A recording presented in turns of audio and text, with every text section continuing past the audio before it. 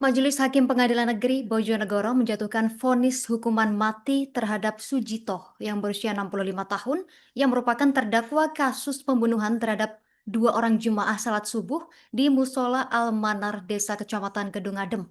Dalam agenda persidangan, pembacaan putusan yang dipimpin Ketua Majelis Hakim Wisnu Widyastuti serta dua anggota, Haryo Purwohantoro dan Ahmad Fahru Rozi, yang berlangsung di Ruang Kartika PN Bojonegoro pada Kamis 11 Desember 2025 kemarin, di mana Majelis Hakim memutuskan Sujito bersalah dan terbukti melakukan pembunuhan berencana sebagaimana yang diatur dalam pasal 340 KUHP. Informasi lebih lengkapnya Tribuners sudah dihimpun oleh rekan kami Misbahul Munir, wartawan Harian Surya, yang sudah terhubung bersama kita. Rekan Misbahul Munir, silakan informasi selengkapnya. Baik, terima kasih Justina melaporkan dari Bojonegoro, Jawa Timur.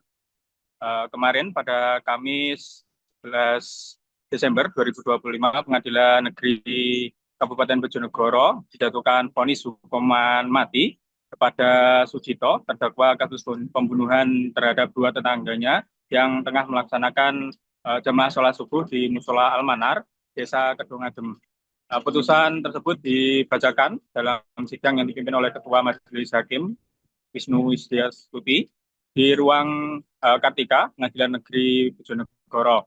Majelis Hakim menyatakan bahwa Sujito terbukti telah melakukan pembunuhan berencana sebagaimana yang diatur dalam pasal 340 KUHP. Vonis tersebut dijatuhkan lebih berat daripada tuntutan jaksa penuntut umum sebelumnya yang menuntut hukuman penjara seumur hidup. Berdasarkan keterangan dari Humas Pengadilan Negeri Bojonegoro, Haryo Purwohantoro menyebut bahwa putusan tersebut merupakan vonis hukuman mati pertama yang pernah dijatuhkan di Bojonegoro. Menurut Haryo, putusan tersebut diambil setelah melalui proses pertimbangan panjang yang dilakukan oleh Majelis Hakim. Berdasarkan fakta-fakta persidangan, terungkap bahwa tindakan yang dilakukan oleh terdakwa ini terbukti sudah direncanakan sebelumnya. Adapun pertimbangan lain dari Majelis Hakim ini menilai bahwa selama proses persidangan berlangsung, terdakwa tidak menunjukkan rasa bersalah maupun penyesalan atas perbuatan yang telah dilakukannya. Majelis Hakim juga hal itu terlihat dari sikap serta cara bicara terdakwa saat memberikan keterangan pada Majelis Hakim. Menurut Haryo, beberapa hal lain yang juga menjadi pertimbangan memberatkan putusan ini, yakni adanya 3 korban dalam peristiwa subuh berdarah atau aksi pembacokan yang dilakukan oleh Sujito. Di antaranya 2 orang korban meninggal, yakni Abdul Aziz dan juga Cipto Rahayu. Selain itu, 1 korban lagi, yakni istri dari Abdul Aziz, ini mengalami luka cukup serius. Kemudian pertimbangan lain, yakni aksi tersebut dilakukan pada saat di tempat ibadah, yakni di musola, serta saat melaksanakan ibadah. Perbuatan tersebut dinilai Majelis Hakim sangat kejam dan sangat sadis, serta menimbulkan keresahan bagi masyarakat. Sementara itu, vonis hukuman mati juga dijatuhkan oleh Majelis Hakim. Ini terdakwa memilih untuk menggunakan waktunya untuk memikirkan langkah selanjutnya untuk proses hukum selanjutnya. Haryo menjelaskan sikap pikir-pikir tersebut yang diambil oleh terdakwa merupakan hak penuh dari terdakwa dan penasihat hukum untuk selanjutnya apakah menerima putusan tersebut ataupun mengajukan banding. Sementara itu, pemirsa, kuasa hukum dari terdakwa, yakni Sunaryo Abu Naim, menyampaikan bahwa pihaknya saat ini masih mempertimbangkan langkah hukum berikutnya atas putusan tersebut. Namun demikian, pemirsa, putusan tersebut juga disambut rasa syukur oleh keluarga terdakwa yang menilai putusan hakim tersebut sudah adil, yakni dijatuhi hukuman maksimal sesuai dengan harapan dari pihak keluarga, yakni hukuman mati. Demikian Justina melaporkan dari Bojonegoro. Kembali ke studio. Itu gimana tanggapannya keluarga? Keluarga sangat puas mas menanggapi putusan hakim. Jadi pihak keluarga harapan dari awal sudah mengharapkan untuk terdakwa hukuman. Jadi pihak sama keluarga ya puas dalam putusan. Terima kasih Mas Dian.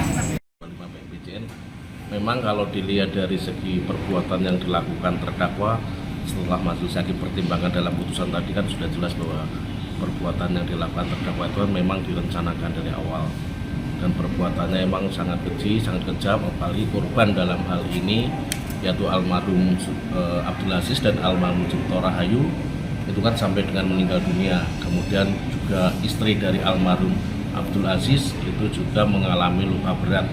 Yang artinya ada 3 korban di sini. Demikian juga untuk perbuatannya juga sangat kejam dilakukan ketika sholat berjamaah waktu subuh, sehingga dari situ oleh karena adanya pembunuhan berencana dan setelah majelis hakim bermusyawarah dengan mufakat maka diambil keputusan bahwa untuk terdakwa atas nama Sucito hari ini jatuh hukuman pidana mati.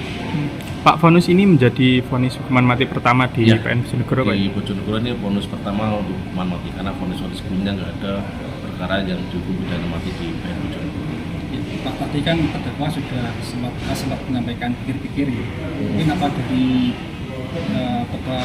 ketua majelis hakim tetap sesuai dengan putusannya atau seperti apa? Pikir-pikir itu merupakan kewenangan dari baik penuntut umum maupun terdakwa maupun penasihat hukumnya.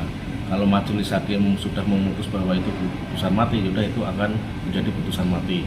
Pikir-pikir itu hak yang diberikan kepada terdakwa, penasihat hukum atau penuntut umum dalam jangka waktu 7 hari setelah putusan, yaitu apakah dia menerima putusan atau dia mengajukan upaya banding. Kalau dia mengajukan upaya hukum banding, tentunya dalam jangka waktu 7 hari itu.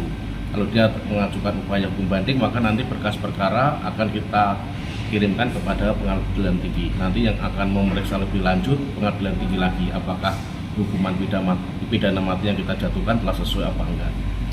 Untuk eksekusi mati sendiri nanti biasanya jarak berapa bulan? Itu nanti nunggu keputusan ingkrah dulu mas, karena masih terdakwa masih ada juga kan, misalkan kalau seandainya putusan sudah berkekuatan hukum tetap atau ingkrah, terdakwa sebelum katakanlah dieksekusi pidana mati kan mempunyai hak untuk mengajukan upaya hukum gerasi. Setelah kami koordinasikan dengan terdakwa menyatakan pikir-pikir itu keputusan yang mendapat dari terdakwa pikir-pikir.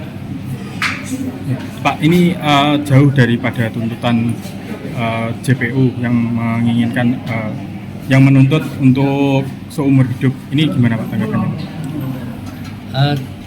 Pandangan jaksa penuntut umum dengan majelis hakim berbeda. Majelis hakim punya pertimbangan yang berbeda, jaksa penuntut umum juga punya pandangan hukum yang berbeda. Berarti masih ada kesempatan atau lagi untuk menyampaikan itu ya, banding itu ya? Kalau kesempatan itu memang hak terdakwa, punya hak untuk melakukan banding atau tidak, itu haknya terdakwa. Tapi tadi JPU apakah tetap sesuai dengan putusan dan tuntutan Jadi pikir-pikir, penasihat hukum hanya melaksanakan dari keinginan terdakwa itu saja. apa ada upaya untuk membatalkan hukuman mati tersebut? Ya nanti upaya kita kalau terdakwa banding itu urusan mereka. Jadi penasihat hukum hanya melaksanakan, tidak punya pendapat dan tidak mau memberikan saran kepada terdakwa. Download Tribun X sekarang, menghadirkan lokal menjadi Indonesia.